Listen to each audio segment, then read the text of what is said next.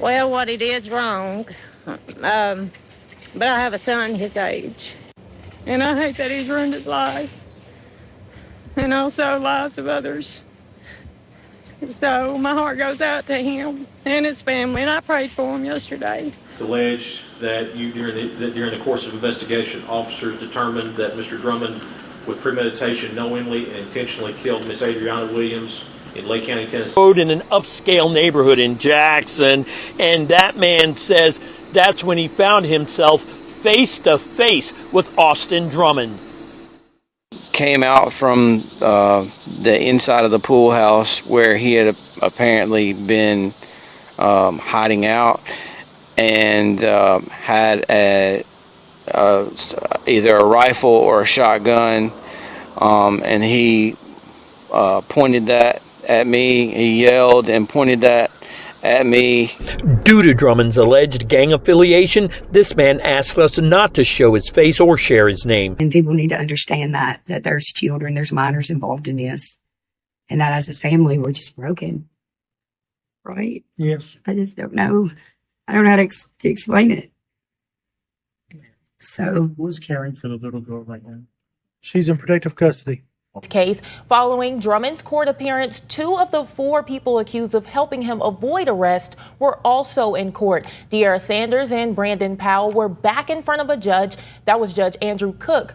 Judge Cook has already set bond for Brown and Sanders at $250,000 each. We are still waiting for an update on Giovante Thomas. He was already in custody for unrelated charges in Madison County. Now, Thomas is supposed to be transferred to Lake County on this new charge sometime soon. But of course, we will continue following this. Now, just a few months after being listed as Caitlin Speed's husband in her mother's obituary, Austin Drummond became the focus of a chilling manhunt, accused in one of the most shocking crimes Dyer County has ever seen. Caitlin now refers to Austin as her ex-boyfriend, but her mother's obituary, which notes her mother's passing on April the 30th, 2025, names Austin as her husband. Now, if they were legally married remains unclear, but that detail deepens this tragedy. Austin Drummond is accused of killing 3 members of Caitlin's family, including her 38-year-old half-sister, Cortney Rose, her 20-year-old niece, Adrianna Williams, and her 15-year-old nephew, Brayden Williams, along with James Matthew Wilson, the 21-year-old father of Adrianna Williams' baby. Now, you may be wondering what led up to this, and today is the first time during Austin Drummond's hearing, which you're about to hear, that authorities speak on the fact that they believe that this is premeditated.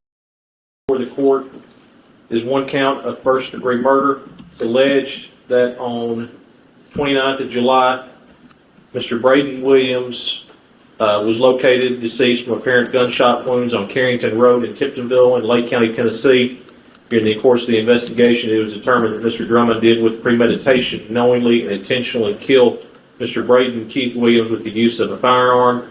It's alleged he did commit this offense also while being in possession of a firearm after being convicted of a felony, being aggravated robbery in Madison County, Tennessee. He has 1 count, therefore, of first-degree murder and unlawful possession of a firearm. Second charge you have, sir, is first-degree murder and 1 other count of unlawful possession of a firearm. It's alleged during the course of investigation that a James Wilson was located deceased from apparent gunshot wounds in Lake County, Tennessee on Carrington Road. It was determined that you with premeditation knowingly and intentionally killed Mr. Wilson with the use of a firearm. It's also alleged, based on the same facts or circumstances, that you are a convicted felon out of Madison County.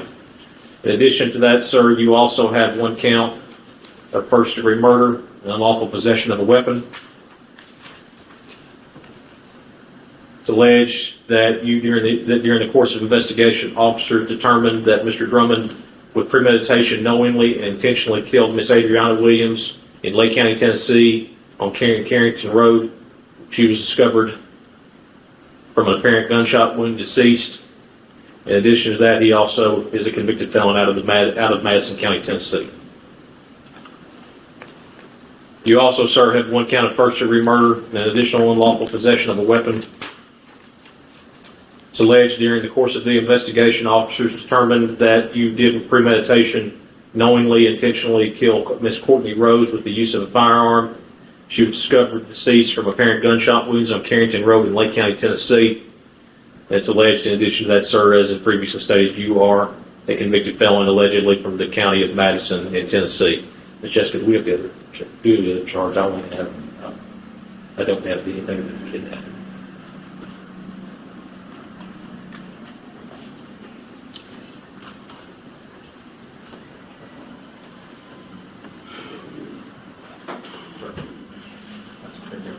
Never mind.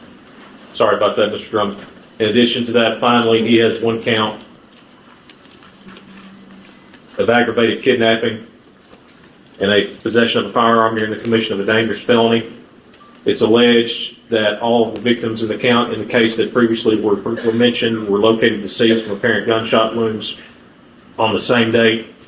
A minor child with the date of birth 12/12/2024 with the initial WW was discovered left in the front of a residence in Dyer County, Tennessee. States that Mr. Drummond committed the offense of aggravated kidnapping by false imprisonment, which was committed to facilitate the commission of a felony or flight.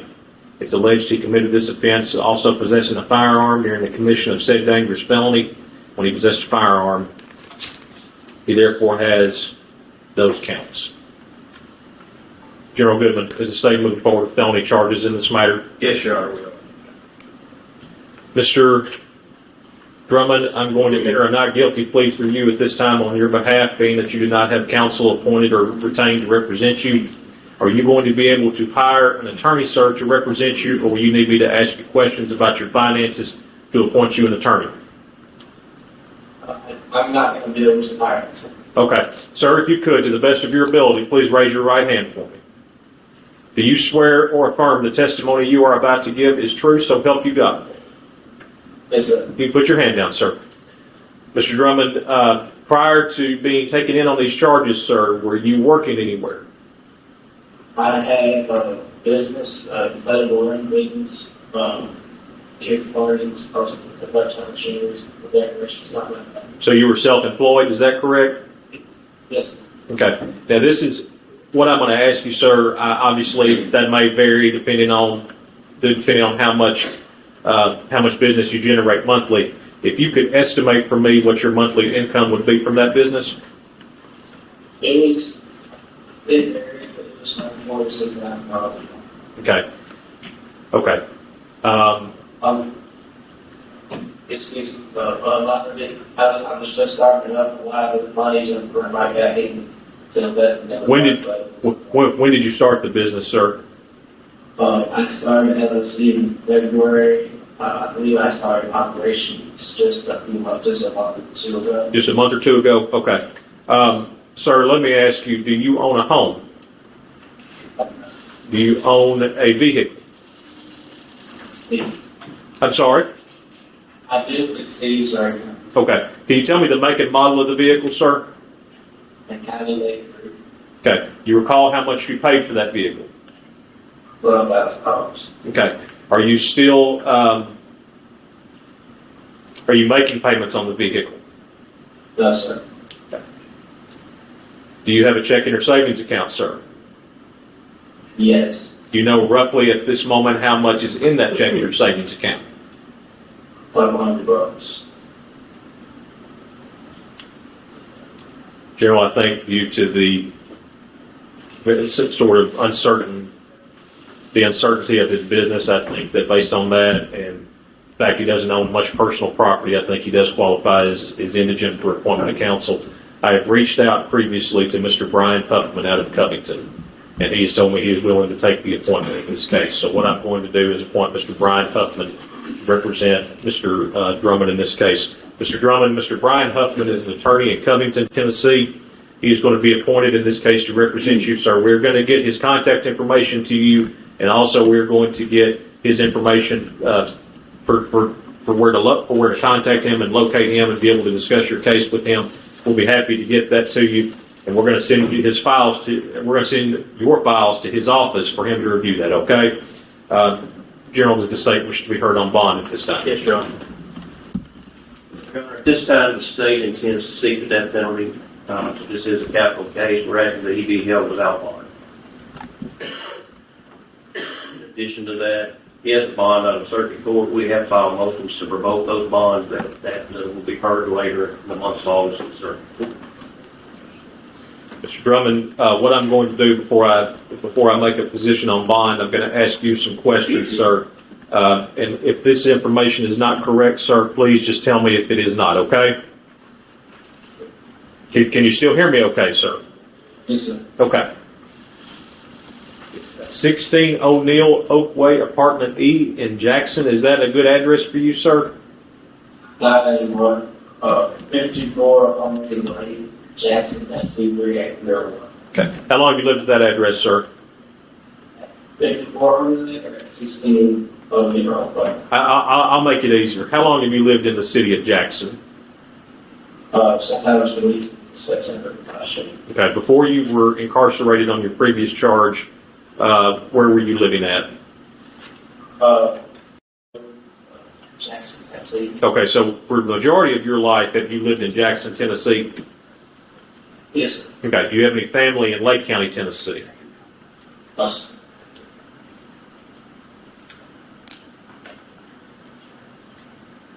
I'm not going to ask him questions about whether he is a prior convicted felon. I obviously don't want to incriminate himself for that purpose.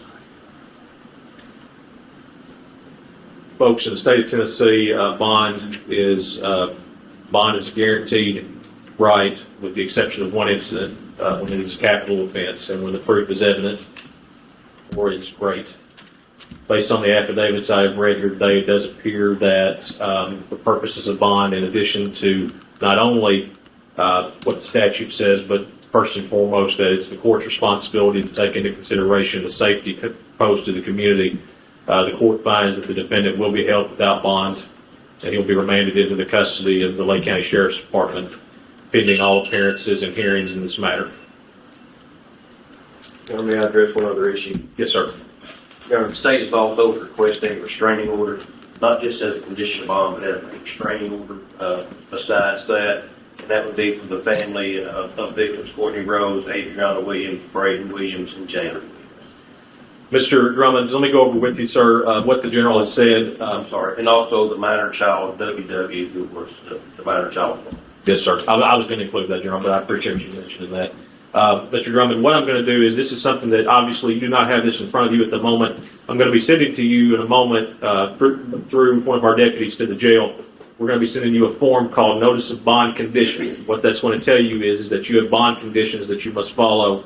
Obviously, if you are incarcerated, you will not be out on bond, but if you were to be granted bond at a later date, then these bond conditions would apply. But your bond conditions are that no contact with any of the family members of the victims in this matter, the alleged victims in this matter, Ms. Cortney Rose, Ms. Adrianna Williams, Brayden Williams, and Matthew Wilson. In addition to that, sir, you cannot possess a firearm under any circumstances, and you cannot have any contact as well with a minor child that's alleged to be involved in this incident.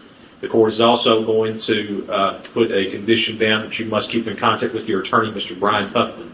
In addition to that, sir, the court is going to issue restraining orders separate from your bond conditions that state you must not have any contact with these victims at all throughout the entire cause of action. The court is going to send those over to you. You will be served a copy of those. I told Mr. Huffman I did not discuss the possibility. I wanted to wait until he's officially appointed. If your office would like for me to go ahead and set another appearance date before the preliminary hearing, I'm fine to do that, General. What's the state's Yeah, we set the others for August 14th. We'd like to keep all these together and set that date if possible. Okay.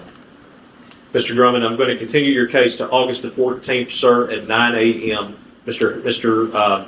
Huffman will be in contact with you prior to that to go over your case, and he will be able to hopefully answer any questions that he has for you, sir, okay? Or that you have for him. I apologize. We will see you back here then, okay? Yes, sir. Thank you, sir. As long as it's not related to the facts of your case or anything that could infringe on your Fifth Amendment rights, I'm fine with that, sir. I'm just wondering, is now the time I need to ask her to put the speedy trial, or how's that going? Well, now that I've appointed you counsel, any motions that will be filed will go through your attorney, sir. Yes, sir. Yes, sir. Yes, sir. Okay. All right, folks. Case is continued to August 14th at 9 o'clock. Thank you.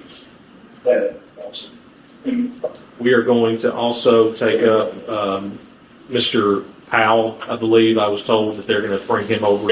Okay, so you just heard from the judge that because Austin did not have an attorney, he entered a plea of not guilty on his behalf. But prior to Austin even coming to court, he coordinated with the public defender to get Austin an attorney appointed. It could be because he anticipated that the death penalty would be on the table and there are certain qualifications. So he reached out to an attorney when Austin let him know financially that he had just started a business about 2 to 3 months ago. Although he had some money, his business, the income was uncertain. So because of that, the court found that he was entitled to have a public defender, and they've appointed him one. And of course, the news said they tried reaching out to the attorney, but they wasn't able to get a comment. He also said what was interesting is that they determined that the murders, all of them, were premeditated. Now, there have been talks online about why the bodies were found in a wooded area. If it was planned, and you remember the infant was dropped off, the bodies were found about 11 p.m., and the area that it was found in, people were wondering, did this just happen? Was it planned? We didn't get too many details, but we do know that authorities are saying that it was premeditated. In addition to this, they did state that he will not have bond. They are seeking the death penalty. He did say that the 2016 Audi was indeed his car. He paid $12,000 for it. He does have a checkings or savings account, and he disclosed that amount, as you heard. And the judge said there will be another follow-up court date, so I'll be sure to keep you guys updated. What are your thoughts about this hearing? It was pretty standard, but I thought from following the case to hear that they're saying that it was premeditated, because people said, how did they name Austin as a suspect? What led them to him? What led them to the body? Of course, we don't have all of them details, but obviously throughout the course of their investigation, they were able to get additional information. Now, I am going to go ahead and play the hearing from Brandon Powell. You did hear him say that he was anticipating him being there. He said, "Where's Mr. Powell?" Now, pay attention to this, because the judge is going to read his charges. When he reads his charges, he inquires with the district attorney's office a couple of times, like, is these all of his charges? So tell me your thoughts about this. And then we'll get into the pool house that Austin was allegedly staying in before he was caught. These amounts to the Lake County, to the Northwest Correctional Facility in Lake County, Tennessee.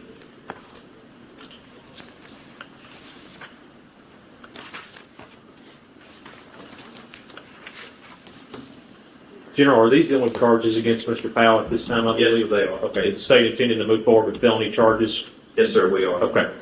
Mr. Powell, let me ask you a question, sir.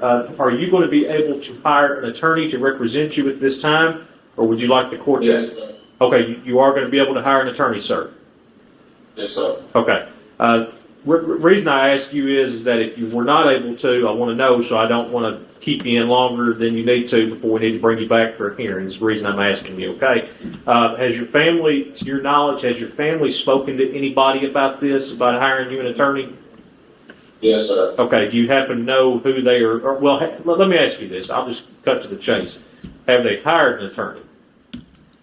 I think today, after this court appearance, I'm going to have a discussion with a couple of lawyers who are supposed to call my people back today. So today, I probably got some time this afternoon. Sir, this is what I ask of you. If you are able to hire an attorney, if you do that, sir, what we'll need to do is have that attorney contact the clerk's office here to let them know they have been retained to represent you, so that we can be sure to send them all of your paperwork and your files, okay? Yes, sir. Okay. I am going to address bond at this time. If you would, please raise your right hand for me, sir. To the best of your ability. Yes, sir.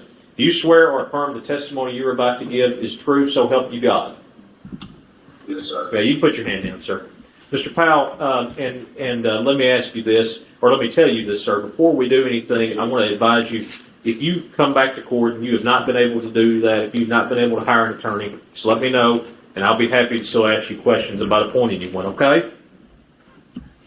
I can't hear you for a second, but I apologize, sir. If we come back to court and you have not been able to hire an attorney, just let me know, and I'll be happy to ask you questions about appointing you an attorney if you think you're not going to be able to hire one, okay? no, sir. I Okay, that's good. Just wanted to make sure. Mr. Powell, let me ask you, sir, this is the address that's listed on the warrant. I want to make sure that I have this address right, and if it's not right, please tell me, okay? I have an address of 1115 Willow Oak Lane in Jackson, Tennessee. Is that correct, sir? Yes, sir. Okay, how long have you lived at that address, sir? About 2.5 years. Okay. Who do you live at that address with, sir? Myself. Yourself? Okay. Sir, let me just ask you this. How long have you lived in Jackson, Tennessee?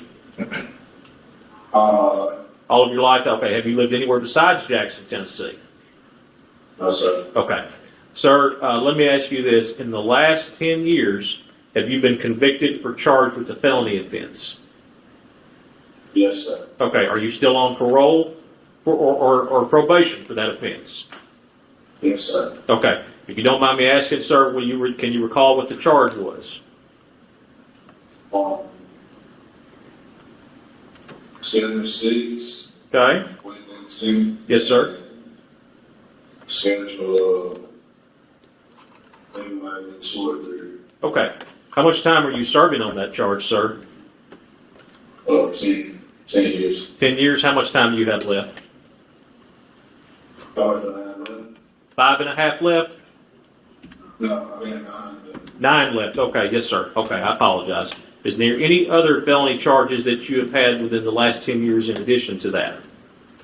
No, sir. Okay. In the last 10 years, have you been charged or convicted of ever failing to appear in court? No, sir. Okay. General. Your statement recommends $75,000 bond. Mr. Powell, let me ask you, sir, are you going to be able to post a $75,000 bond?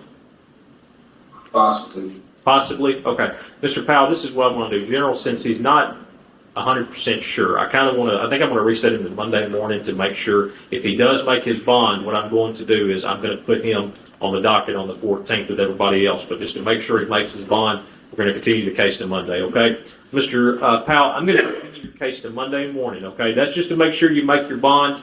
You have some time, there's some time limits that go with these cases, and I want to make sure that we don't push you too far out and you're still in custody, okay? That's why I just want to have you back on Monday, okay? If I don't make the bond by Monday, will the bond be lowered Monday? That's something that your attorney will have to address with me. Okay. Your Honor, he also needs to be aware that there's a hold out of Crockett County for him as well. Okay. Mr. Powell, they have told me I don't know anything about this charge, sir. They just informed me there is a hold currently out in Crockett County, Tennessee for you. I don't know anything about the charge, but if you were to make bond, you would have to go to Crockett County to face those charges as well, sir, okay? Yes, sir. Yes, sir. Okay. Mr. Powell, you should be aware. General. I got a question. Yes, sir. Did I get like a breakdown on how to bond is $75,000? Are you asking me why I'm saying that amount? But I thought it went by like a range by the offense.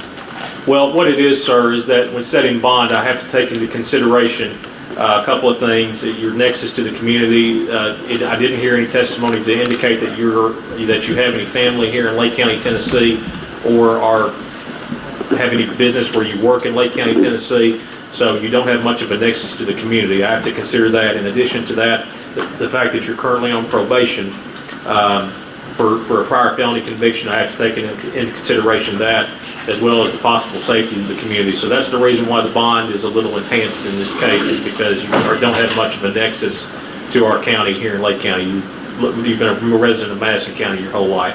If your attorney wants to address the bond I'll be happy to let them do that, but we'll have to have them present here to argue that on your behalf, okay?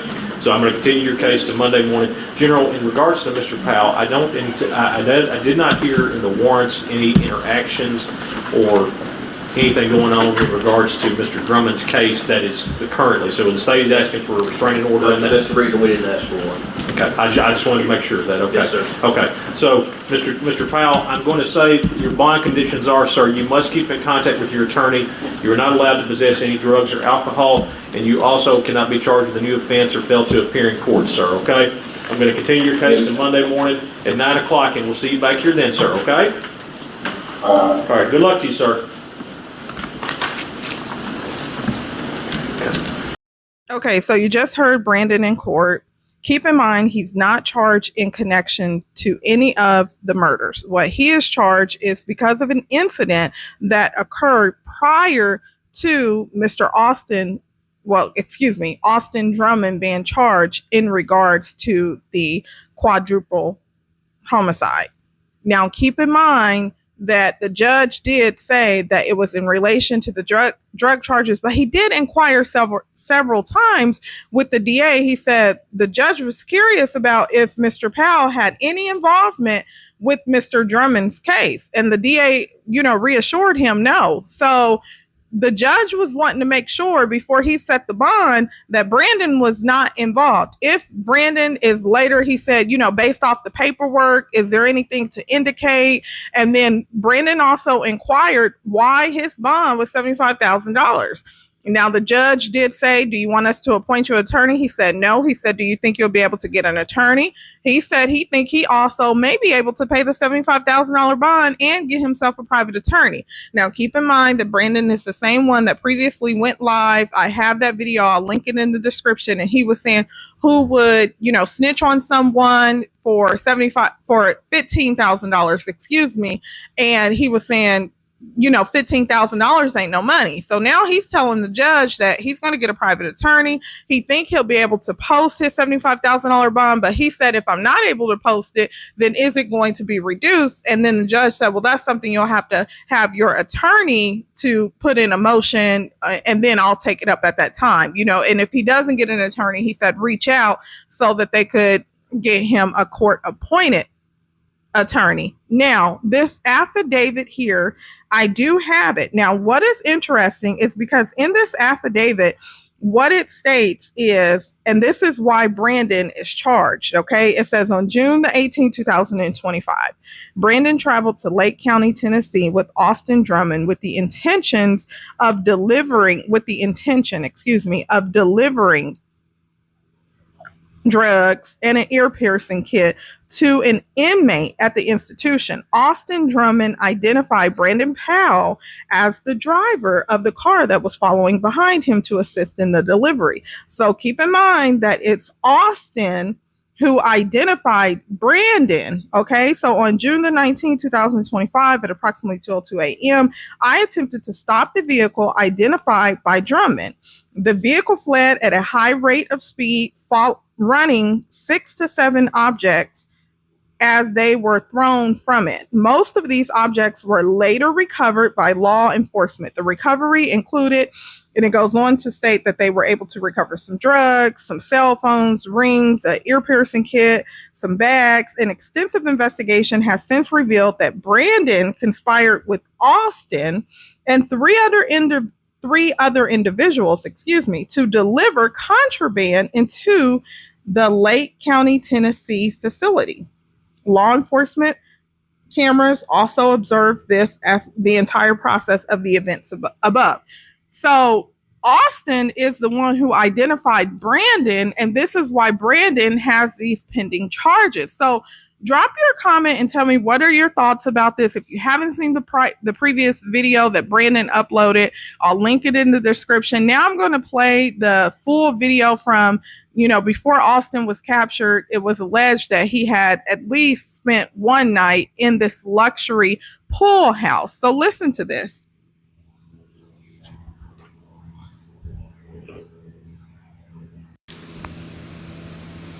Who takes care of that property, and he says he's the one who found Drummond.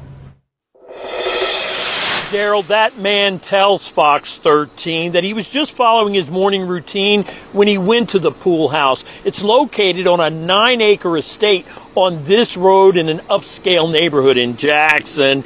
And that man says that's when he found himself face to face with Austin Drummond. Came out from the inside of the pool house where he had apparently been hiding out, and had either a rifle or a shotgun, and he pointed that at me. He yelled and pointed that at me. Due to Drummond's alleged gang affiliation, this man asked us not to show his face or share his name, but he is sharing what happened as he stared down the barrel of a rifle Tuesday morning with an accused murderer's finger on the trigger. He ran toward me at first, which really made me take off. And he had the gun, so I felt like I could get, away from him if he didn't shoot.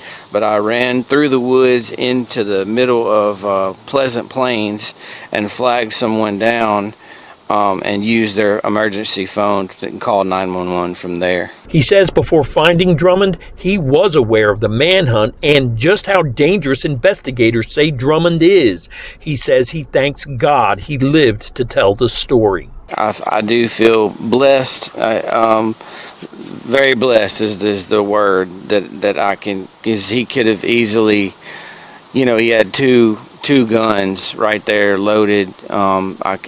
Just he and I back here, he could have killed me, and I can't thank God enough for making it. He adds, there's a singular sense of dignity he will now carry, knowing he helped in the capture of a man accused of the murders of 4 people. I feel super blessed myself from surviving that, but my heart goes out to the families that are all, it's a terrible, tragic thing, and I'm so glad for the people that got him into custody.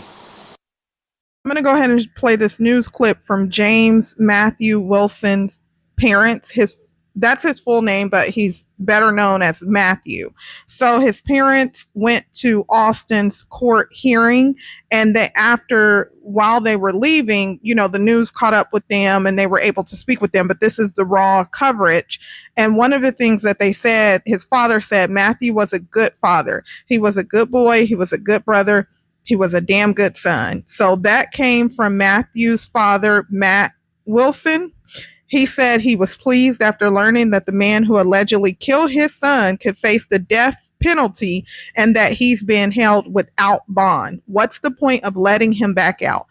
Immediately after this, I'm going to play a new news clip, although I had the audio on a previous video from Austin's parole hearing. Now, the news just uploaded a clip covering the parole hearing, and one of the things that they point out is that Austin says that the weapon that he had in prison was because it was in self-defense, because allegedly someone was trying to kill him. So that's why he had the weapon. So I'll play this clip and then I'll play that. Please do not forget to like the video, drop a comment, and tell me your thoughts. I will continue to keep you guys updated on the case. It's we just let the police do. We've been very impressed from the beginning with how this has been handled, and it's just a really bad situation that we're in here, and it's just we know that we're going to get justice for our kids, Absolutely. for this whole family. So we're just trying to let justice take its course. I don't really know what else to say. Thank y'all. Thank you. Ma'am, what is your name, please? This is Kim Hamill. This is Matthew's mother. Can you show us your picture you have?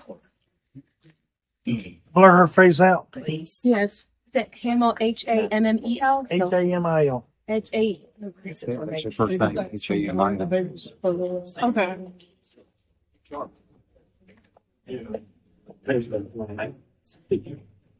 Ms. Hamill, did you want to say anything with the judge's grant of, him being held without bond?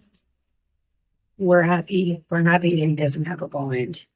He doesn't need a bond. He's out on bond now. So why give him another bond? So we're very happy that he is not gonna be making his bond and walking out. None of them are. They all deserve to pay for this. And why let him out? He's already out. So what's the point of letting him back out? He's already proven that he does stuff like this. So don't give him the opportunity to take somebody else's family. Their whole family. Because that's what I think people don't understand. He took them all. It's not just the loss of our son. No. It's the loss of our daughter-in-law, of Brayden, of everybody, of Cortney. It's a whole family gone. You know, it's unbelievable. So we're going to be here every chance we get. We're going to be right here for our son because he cannot be here. They love their daughter. Absolutely. And we're going to be here. Won't we? Yes. Be here. How would you like the community to remember your loved one? Matthew was a good father. He was a good boy. He was a good brother. He was a damn good son. And they loved their baby. Absolutely. They loved their baby. The whole family loved each other. That's the thing that people are forgetting. Yeah. We all loved each other, and nobody. It's just a really bad situation. We want everybody to remember Matthew. Everybody knows Matthew. Matthew grew up right there on that hill, running those streets of Dyer County. Yeah. Never been in no trouble, no nothing. And they need to keep that in mind and stop focusing so much on the morbid aspect of it. Because Matthew has siblings that are young that can Google all this. And yeah. Internet's forever. Exactly. And people need to understand that there's children, there's minors involved in this. And that as a family, we're just broken. Right? Yes. I just don't know. I don't know how to explain it. So. Who's caring for the little girl right now? She's in protective custody. Okay. And if you could, I think you should respect your name again. Her name is Kim Hamill, Hamil. Her name is Hamill, Hamil, and yours. I'm Matthew Wilson, or Matt Wilson is my name. I'm Matthew's daddy. Thank y'all. Thank you.